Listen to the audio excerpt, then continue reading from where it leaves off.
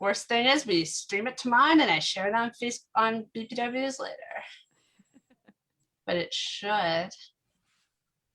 Okay, it says we're live. Okay, it just popped up. I think we're on BPW's Facebook.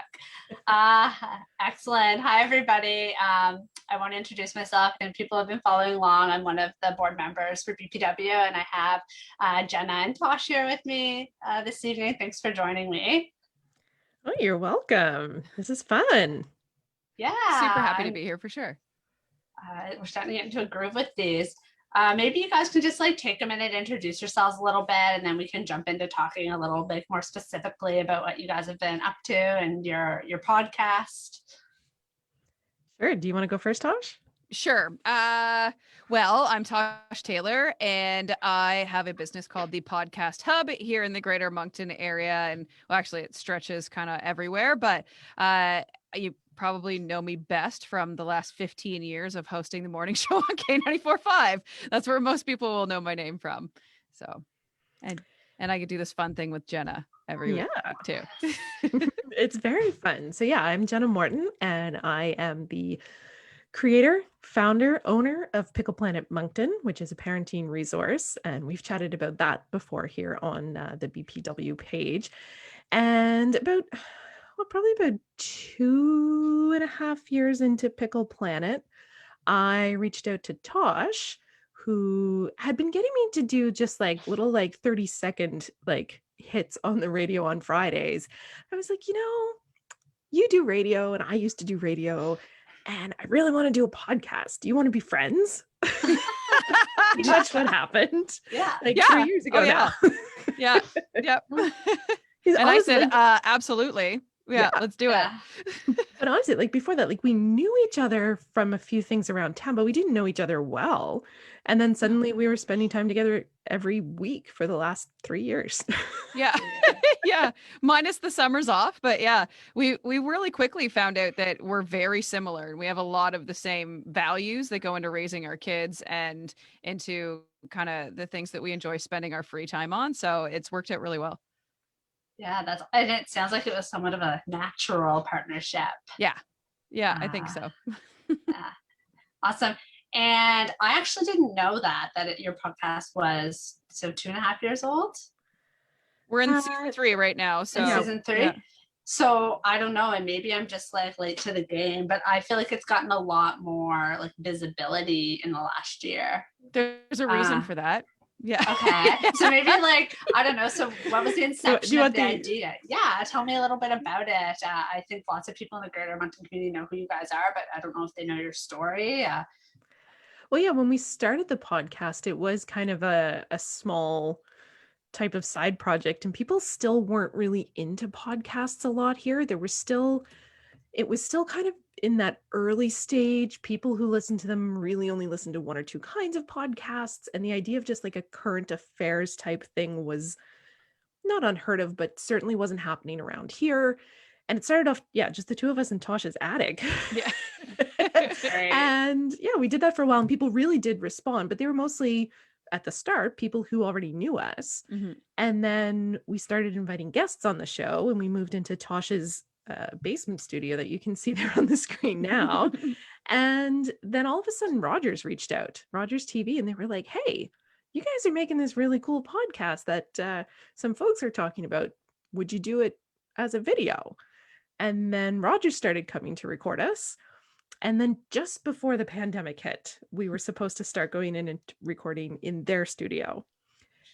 That got put on hold.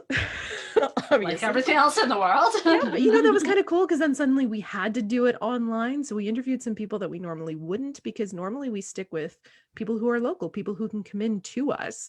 And when suddenly everyone had to be online anyway, we were like, okay, well, we're going to talk to Ann Douglas in Ontario, and we're going to talk to Tracy West in New York. And it kind of broadened, the scope of what we were doing.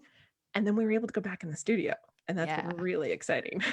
It has been. It really ups our game big time to say, oh, by the way, we have a television show, and that's played on Rogers TV across the province daily. So it's really, It's something that Jen and I don't talk about enough, really.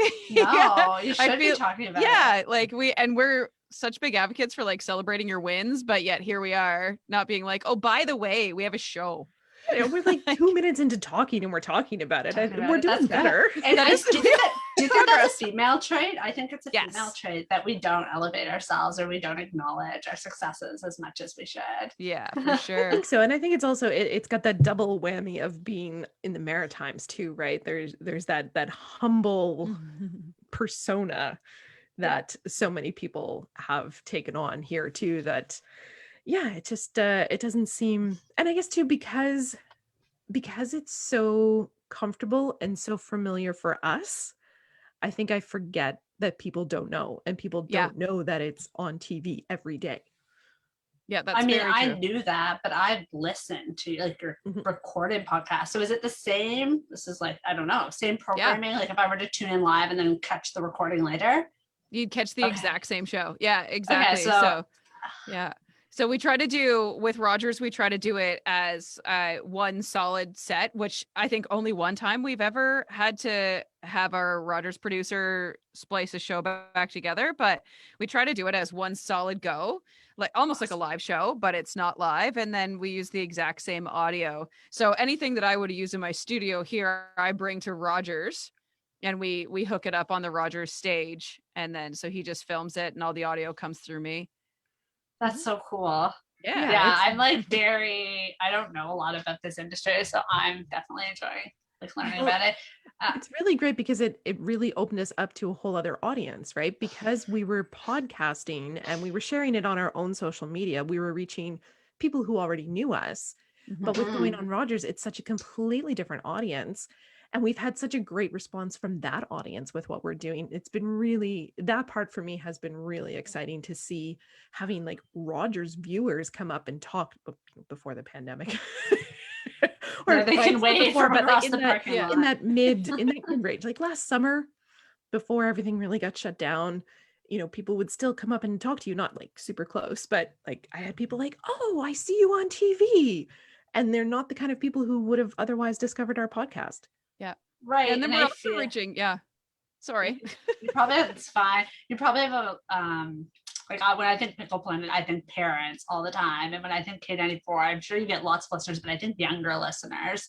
So Yeah. I'm sure bringing yourselves onto Rogers really broadened that scope. Yeah. No, it absolutely did. And it also then showed other people in the province, us, people that are not inside of our demographic, right? Because they're in Bathurst or they're in Edmundston or they're in the Miramichi. And, Pickle Planet didn't reach that far, or K94.5 literally does not reach that far. So, Come so on, it's you stream online. Anyone could listen. it's true. They can. So yeah, it was kind of neat to connect with these people that are in other parts of the province that get to see the show, and then they're like, hey, who are these girls and what are they doing? Yeah. Is it an industry, like I don't know a lot about the podcasting, like recording industry that is male dominant? Like I don't know. I would say yes, based on my very minimal education in that. I would say yes. I would say that, to my knowledge, I think we are about the 4th podcast that started in New Brunswick that Wow. is still going. Mhm. There might be others that I wasn't aware of, but there's basically only 3 major players I can think of that were in the podcast scene in New Brunswick before us, and they were all male. Mhm. When I think of most of the podcasts that are going right now in the Maritimes in general, very male dominated. And most of the female podcasts that I can think of, with 1 or 2 exceptions, are produced either by both of us or by Tosh herself. It's very true. Yeah. Like Tosh, like I don't know if people also realize that we haven't No, I really didn't know gotten that. into this yet, but so together we do our podcast, which is also filmed as a TV show. Together we do 2 other podcasts for national organizations, and then Tosh, through the Podcast Hub, has helped, what are you up to, like a dozen different people launch podcasts? Yeah, give or take. Yeah. And And so- you produce them? And I produce them. Yeah. Some Oh, people, cool. some people I just coach to get them started.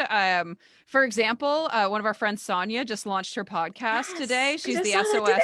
Yeah, SOS, and she like has like simple organizational solutions, I believe SOS stands for. So, and she just launched today, and I just mentored her through it, through getting it. I taught her how to edit, I taught her how to record and all that stuff. So, it was really great for me to be able to do that and watch somebody be able to put a show together. And then also not have to do the work. And it's women are great. Like I find men are great too, but we're so good at like mentoring and like lifting each other up and being there to support. And I want to see other women succeed. Yeah. And Yeah. do you find, like, I guess even like walking into like a studio to record, or do you find that there's different barriers or challenges as females in this industry? Maybe not. That's you know what? I'm gonna tell you something. So like I said, I've worked for K94.5 for 15 years. Mhm. And the two longest announcers in the greater Moncton area are two females, me and Mandy McDonald. We've been on air the longest in Moncton, which is pretty much unheard of for we're considered a major market. But I was once told that women should not be on the radio. That's unreal. Unreal by someone that worked for our company. And I was like, and guess I'm going to have to prove it wrong. Yeah, and you have. Yeah. No, and I mean, that answers the question right there. And I mean, what advice, but this is like, I'm going all over the place tonight, but that's okay. If there's a women out there listening and they want to go into radio broadcasting, they want to produce, they want to start a podcast, like what would be your first piece of advice to get started, or maybe overcome that fear or barrier? Go ahead, Jenna. I think it's a tricky one put that way, because I think there is a difference between going into radio and going into podcasting. Big time.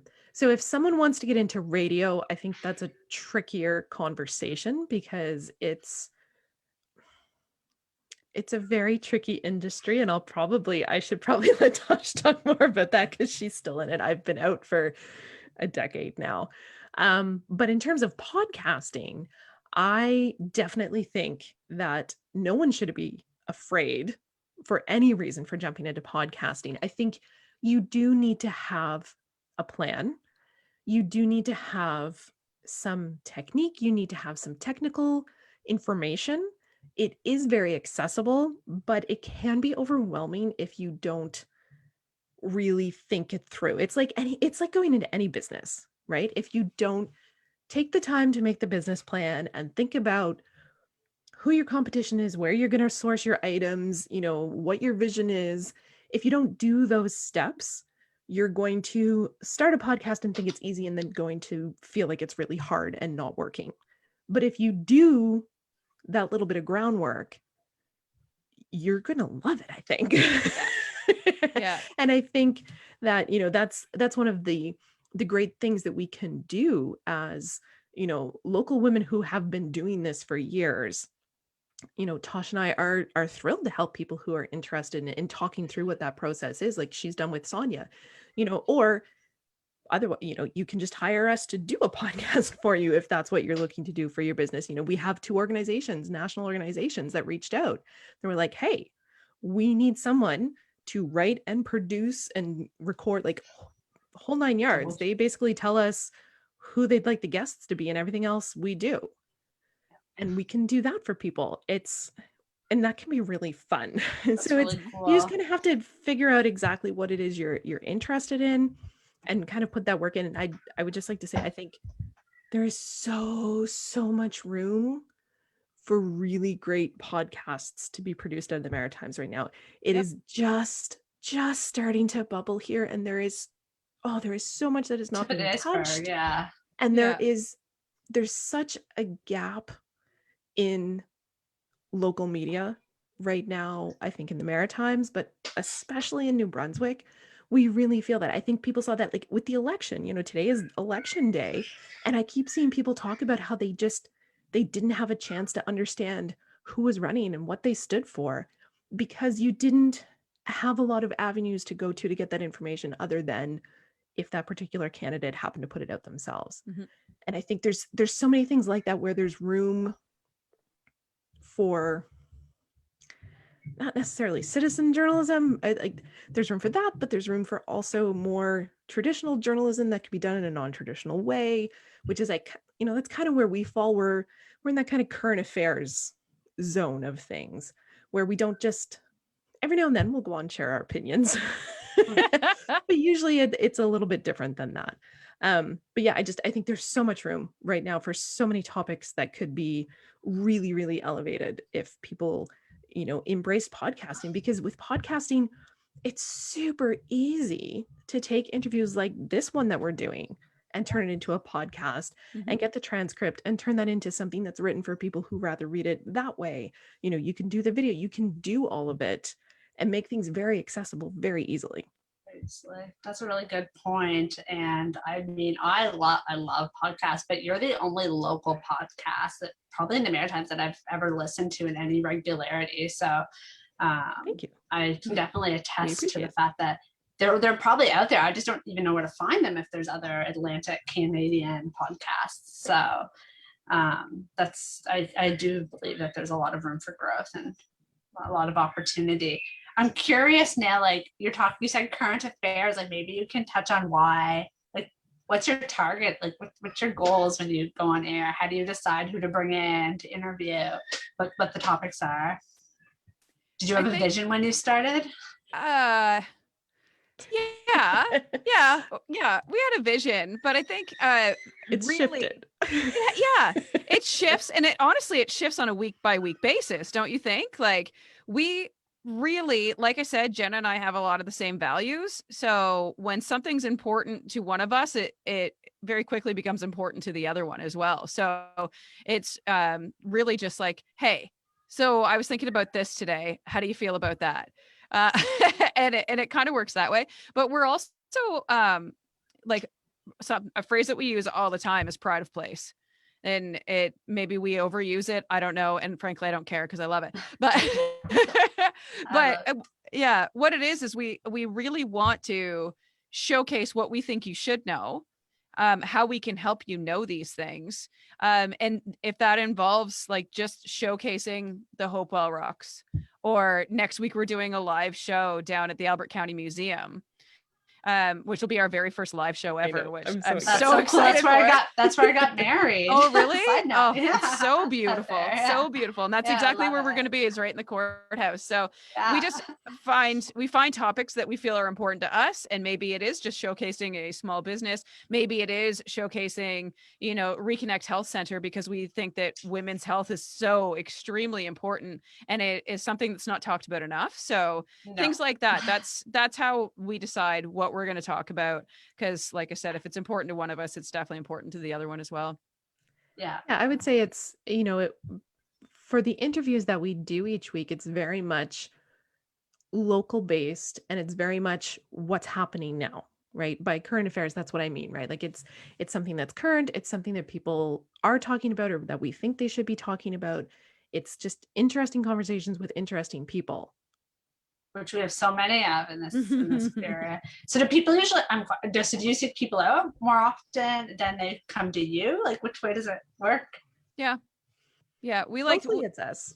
Yeah, mostly it's us. We like to source people out, but we definitely have had a few people come our way, which has been lovely. Like the town of Riverview comes every year around Winter Carnival time, and Eastgate, the new private school that's going to be opening up, they joined us. Well, the show that launched this morning actually is the one that's out and airs at 8:30 on Rogers. I'm just like bing, bing, bing, bing, bing. When you're done here with us, you can go watch us. Yeah, it's us. It's a really fascinating conversation. Yeah, I know Amanda, our club president, is going on. I don't know the date offhand. I should have prepared it, but I know she's going to be towards the end of the month. Towards the end of the month to talk about our kind of plan for the next couple of years. So it's exciting. I just like that I can go listen to them later, because you're not going to be watching Rogers at 8 a.m. Yeah. And that's the other thing too, is like, even though we're saying they're current affairs, I don't think there's a single episode that you wouldn't go back and listen to and it not be relevant. No, there's a few that are kind of timely in the sense, like you said, like Winter Carnival, we talk about what's happening, but it's usually a bigger conversation that, yes, you can go back to and listen. And there's about to be 130 episodes that are on the Pickle Planet Moncton website. If you That's go on so like your cool. podcast app, you're only going to get like the last 20 or so, because that's all that I pay for. Yeah. True. 'Cause Not to be there's a fair, cost to honest. hosting a podcast. Yes, there is. Yeah. Yes, there is. But yeah, all of the episodes do live on the website, and you can Oh. go back and listen to it. Like there are some, oh my goodness, there are some really, really fantastic episodes that we even talk about revisiting, and that might happen at some point in the future. But I think we've both talked about this, Tosh. One of the first episodes that we recorded that we really kind of had that, like, we are doing something more than just talking to each other here, was when we asked 3 other mothers to come sit around your kitchen table and share their stories about loss. And we recorded just the most powerful, I think almost hour-long episode Mhm. of all these mothers talking about various stages they went through in dealing with loss of a child. And it gives me goosebumps. And I know that people still find that episode and listen to it, especially people who find themselves in a similar position. And that is just like, that's the most we could ever hope for, is to Mhm. put out information like that that's going to be useful to someone when they need it. And impactful, right? Like that Yes. makes such a difference in people's lives. Yeah. Oh, you got me. You're gonna like me teary. Not what we were going for, but now I'm gonna have to. I've watched listened to some of your more recent stuff. I really enjoyed. You did Democracy. I know that you talked to them like pre-election time. It's crazy that today was already the election. Mhm.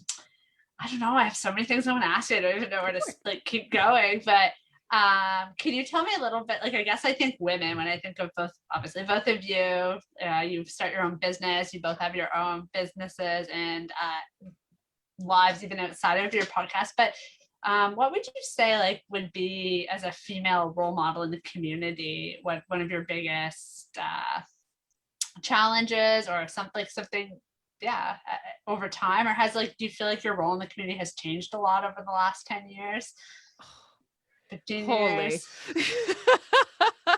That for me significantly, like I was just a punk kid when I started on air, right? Like when people started to see me around, I still like literally still had like black streaks in my hair. And, I think that's in again. yeah, I could try it out again. Yeah. And then over time, like you guys, like everybody that like has listened over the last 15 years has literally got to watch me grow up. And they've got a chance to before I started, when I started in radio, Jason and I were just dating. They watched me get engaged, they watched us get married, they watched us have babies. So like for me, my role has gone from being like someone that was out partying to someone that is trying to teach 2 other little women how to find their way in this world. So it's really like for me, it's been a huge drastic change. And now that I'm maturing and trying to explain to people like how important it is to to vote today and things like that. Like 10 years ago, I would have never been like, oh, dude, make sure you go and vote in the municipal election. You know what I mean?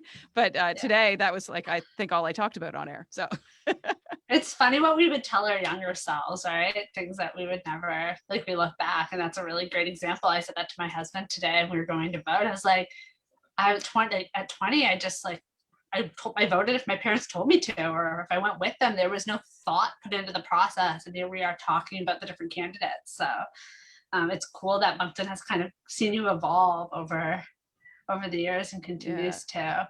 Are you from the Moncton area? No, I I'm know not. Jenna's story. She told me last time we chatted. But, yeah. No, I came out here kind of on a whim, actually. I'm from Ontario. And Okay. when I was 22, a girlfriend of mine had moved down pretty much right out of high school. And one day she was like, you should come out and visit me. And I was like, yeah, sure, I'll come visit. And I never left. So, That's awesome. So here I am. I don't even know, 17 or 18 years later, I'm still here. So that's a great story. Yeah, that's been a lot of fun actually for us to connect over and talk about recently, with all these people who are now kind of realizing that same draw of the East Coast. I mean, I did grow up here, but then I was living, I lived in Calgary and I was living in Toronto just before we came here. And we do end up talking about that a fair bit on the podcast, and just did like a whole episode on it recently, talking about sorry, I just saw a hand behind I know. you. I didn't see the rest of the child. She's trying to be very discreet. She was doing fantastic. I'm so sorry. I couldn't hold Don't it in. even. I can hear my daughter upstairs being wrangled to go to bed. So, But yeah, it is. There's a very different perspective on place when you've lived elsewhere and then you've chosen to be somewhere. Mhm. You know, it that is very powerful, and we do have lots of conversations, not just on the podcast, but between us about what it means to decide to call a place your own and do what you can to grow it. and do you believe that has really shaped the direction of your podcast and obviously your friendship? Oh, Yeah. definitely. Yeah. Yeah. No, I mean, that's great. And I mean, I think you are both really great role models for any women out there that want to start a business, even in any industry, right? Of what that partnership can look like. And I'm sure that there's challenges, but there's obviously things that you probably benefit. Like, I'm sure you're different, and there's pros. Like, you probably have your strengths, and you probably have your strengths. And what would you say to young women if they're just looking to start a business of any kind? Like, I would say don't let yourself be afraid, right? You're going to feel nervous. You're going to feel like you're not prepared. You're going to feel like, you know, or even if you feel like you're going to take on the world, something's going to come along that's going to make you feel like it's taking you down. Just don't let it stop you, right? You know, I doubt there's anyone out there who's doing exactly the same thing that they started doing. Right? Any business that exists evolves and changes. And whether that, you know, it might not keep the same name, you know, that's not, your journey is not necessarily the same as whatever you call that first business that you create, or the next business, or the next one. You know, there's always going to be something that could stop you, but you need to keep going. Mhm. That's just the bottom line, because that's what everyone's doing. That's not, you know, there's no real secret sauce out there to success. All it is you just keep going.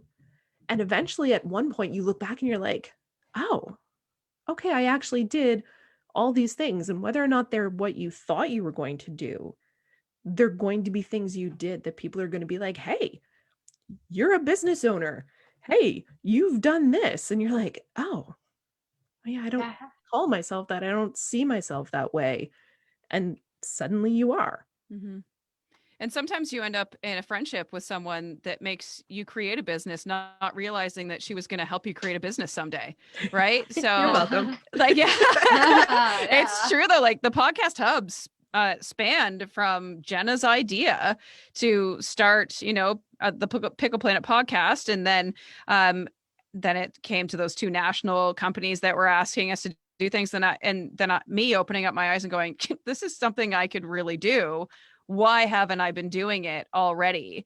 And I think you can't expect, like right now, people want instant gratification, right? Yes. They want their stuff to blow up on TikTok and Instagram and be like, you know, the next big business right away. But like Pickle Planet has been something that Jenna's been working on for 8 years. And, you know, Podcast Hub has been 3 years for me now. And Really long. I'm sorry. I shouldn't point that out. But it's, you have to, like Jenna said, it's going to evolve over the years. And it doesn't have to jump right away. Because as long as you love what you're doing, then it shouldn't matter how long it's taking you to do it. No, Well, and it shouldn't matter how many people like it or share it or whatever. That can't be the reason you do it, or you're never going to be satisfied. Mm-hmm. Right? There's no end to that game. And, you know, there was a time with everything, there's that early adapter, right? There's that moment where anyone can do it and it's just going to take off like crazy. Those windows are so small and they're not necessarily sustainable. And the people that take off in those windows aren't necessarily the ones who are doing anything different than you are, anything better than you are. In fact, there are some people out there who have amazing podcasts in terms of downloads and whatnot. And I listen to them and I go, oh man, can we help you? Please. I mean, Right? I Like had it's like a book though. If it doesn't get me in, and then the first like 2 to 5 minutes, I'm out, and like the tone of voice, like there's all these things that you guys probably take into consideration. I'm just like talking out loud as a listener that would be so important. It's like that catch that. Well, and you can't take it personally either, because like my tone of voice, not everyone loves it, and that's okay. Because if they don't want to listen, they don't want to listen. They can go listen to something else. Yeah. I can't take that personally. I'm not going to change my voice. Trust me. If I could, I would. This is what I'm doing. Right. But I'm the same way. Like there are certain podcasts that I try to listen to and I'm just like, oh, I can't. Mm-hmm. But I know that there are other people who love them, and that's fine. So I would never necessarily talk badly about someone else's project, because just because it's not for me doesn't mean it's not worthy of being out there. Yeah, there's a niche for it. Yeah, and there's a reason that someone is telling that story, and there's someone else who's going to need to hear it. Yeah, absolutely. One thing that really I know it gets under Jen and I's skin is there's this big thing, like everybody's like, no, I just podcast as a hobby. Like, it is not a hobby. It is so much work that people like, they just think, oh, I'll just record and I'll put it, there's an app that you can download on your phone and you can literally record your podcast into your phone and boom, and it's up in the atmosphere, right? But it doesn't sound great. Your production quality is not so fantastic, and you're not thinking about all of the other work that goes behind it. And another thing is that like people are just like, they put 6 months of effort in. They're like, oh, I'm not making any money. We're 3 years in. We're not making any money. So that's not fair. We are making money now. We are making a fortune. No. But that's not why you're doing it. You can hear the passion and the thrill in your voice when you talk, and that's why it's so fun. Yes, if we wanted to make money, we'd make a completely different podcast. Exactly. We would have found a different niche by now that would make us money. But you can't, if you're going to do it, even if you're going to do it as a hobby, then you need to remember that you're not going to get famous off a podcast. That's very Hi, Sarah.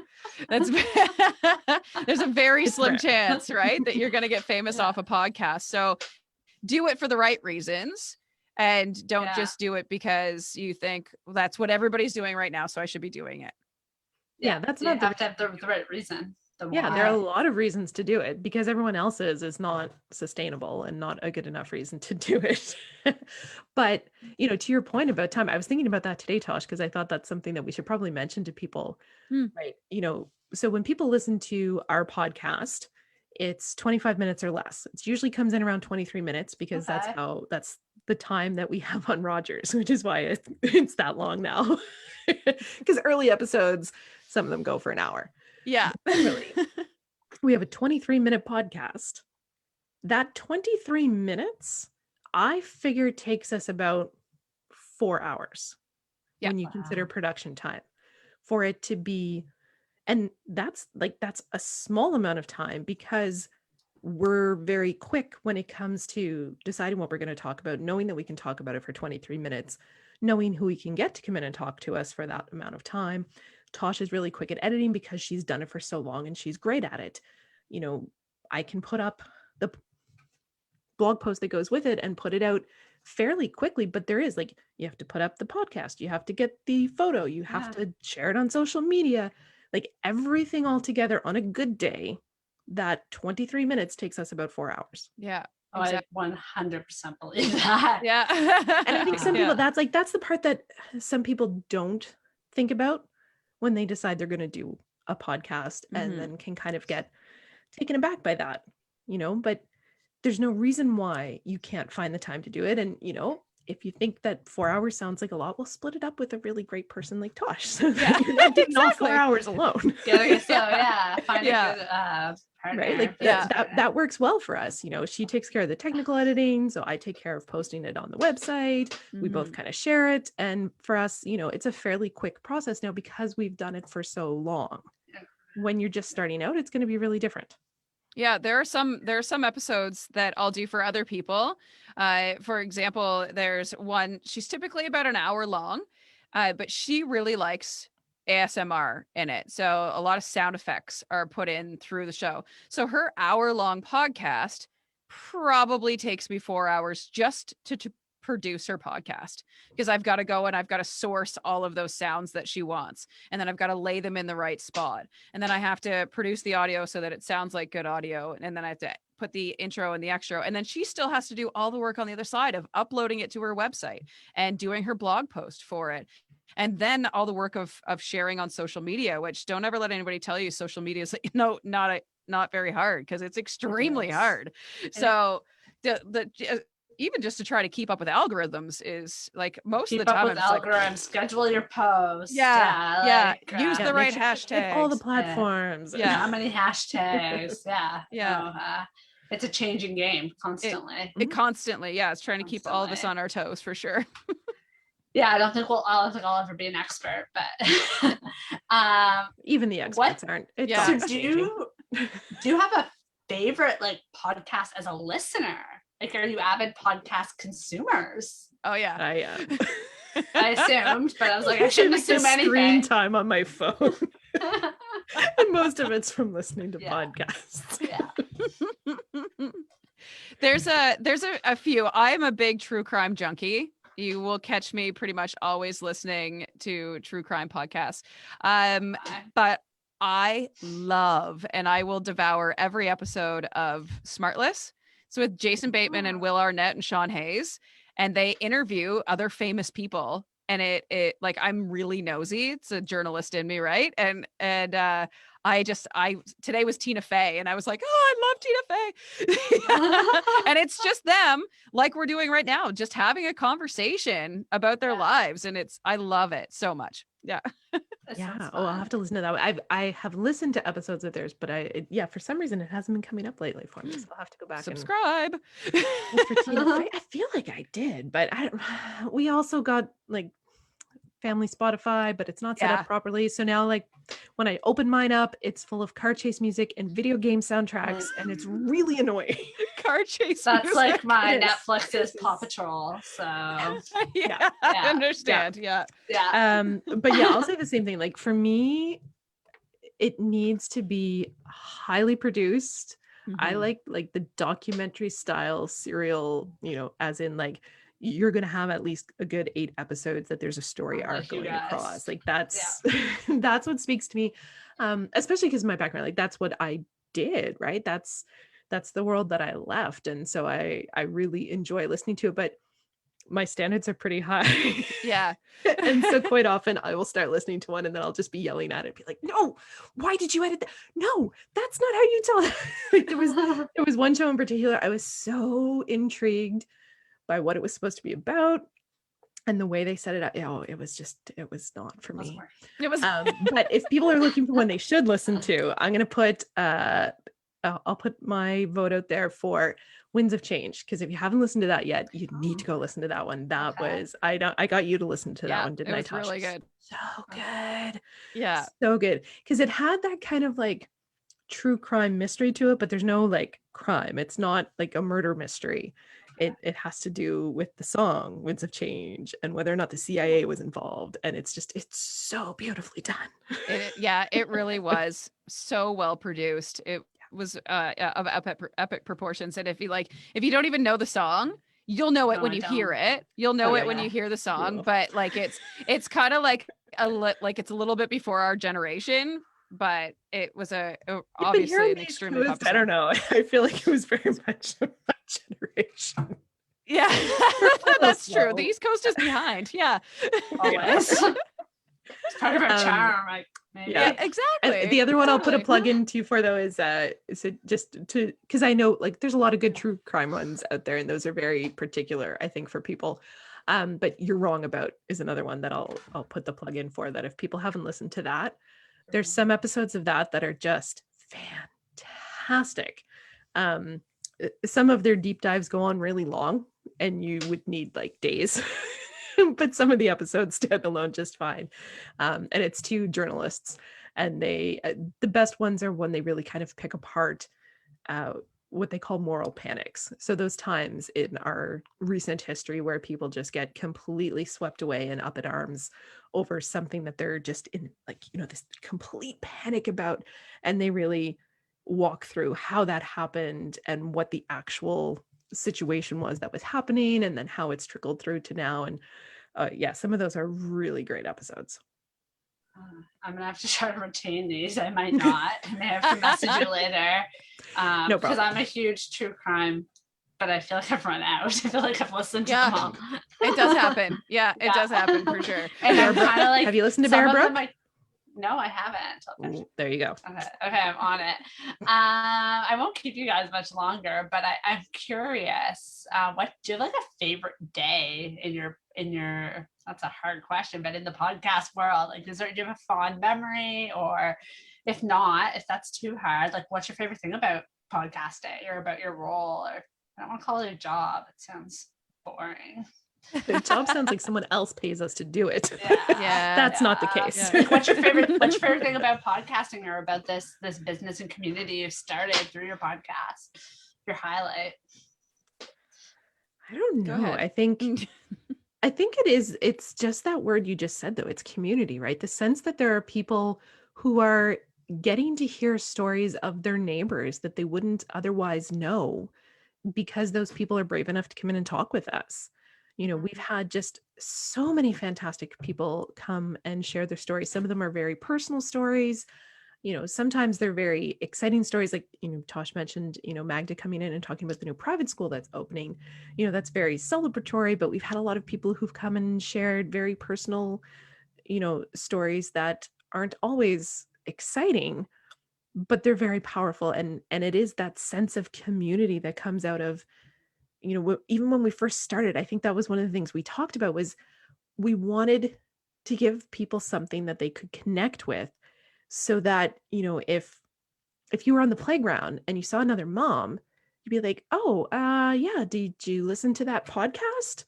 And you could have something, that shared touchstone that you could talk about, right? That was something we talked about early on, about finding a way to have people be able to connect over the podcast, not just be a guest on it, but to be a part of that community. And so I think, next week, when we get to actually do a podcast live in front of a studio audience, So the studio will be Albert County Museum. I'm really looking forward to that, because that's something, before the pandemic, we talked quite a bit about trying to set something up where we could do a live recording and really try to bring the community together. So I'm really looking forward to that. Oh, that's so cool. I would be in the audience. Yeah, it's going to be really, really awesome. And the museum's actually opening up early before they're opening up for the season. They're opening up that day for people to come and check out the museum too, which I think is really great. I can say that we have a few favorite days on set, if you will. Like around Christmas time? Like around Christmas time. We always try to do, like, before we break for Christmas, we try to do a show where we go and have a couple of drinks, which is always lovely. And we have a couple of friends who have gone right out for us and taught us how to make super special, like, cocktails for the holidays and what have you. Those are, and I think that Charles, Roger's producer, would agree, those are his favorite episodes too. Yeah, those have been pretty epic. Yeah, but I think for me, my favorite part of podcasting is by and far the storytelling. It is sharing everybody's story, sharing our story, sharing historic stories, and just the storytelling and how we can impact the future because of the history. I don't know if there's anything else you guys want to share. I totally went rogue from a. Oh, that's okay. I also like when we go on location to Tosh's house and we go through her cupboards. One time I saw that one, or listened to that one. That was fun. That was when Sonia came on the podcast. And we went to Tosh's house and organized her cupboards. It was fantastic. I'm gonna go everybody found out I have a lot of tea. That's what everybody discovered. I drink a lot of tea. Nothing wrong with that. No. And that's the fun thing, right? Like, out of that, now Sonia's doing her own podcast, right? Like, it really is those connections and those moments that are a lot of fun. Yeah. And absolutely. never knowing who you're going to impact, right? It's the impact, but it's also the people that impact us. too, right? Like I have met through this show so many people that I would have never met, that I would have never known existed in the greater Moncton area. And people that I have in turn used for myself or for my children because of it. So it really like if it's not helping someone else, we're at least helping ourselves, which is super selfish to say, but but it's true, right? It's So okay. yeah. There could be a reason why sometimes. Katie Kelly is our most common guest. I Because love she's Katie so much. She is an excellent No, to- speaker. and Aaron, but I Yes. asked Yeah. Aaron. I think know Aaron. I think but- Aaron's only done the podcast once, but Yeah. yeah, Katie's yeah. been on 5 times. She is our most I frequent love Katie, guest. and she's hilarious. Yeah. Yeah, Yeah. to Katie. But yeah, that Uh, totally started, for selfish reasons. Yeah. But Now we it's do it such for an everyone under else. talk. It's a hugely under discussed topic. Yes. So I'm really glad that you're giving talking about it, because I think people should talk about it and they don't. And But yeah, it's for anyone who like doesn't know who we're talking taboo. to. Yeah, we're not even Yeah. Katie Kelly and Aaron Matheson run Reconnect Health Center, which we mentioned, but they're pelvic physiotherapists.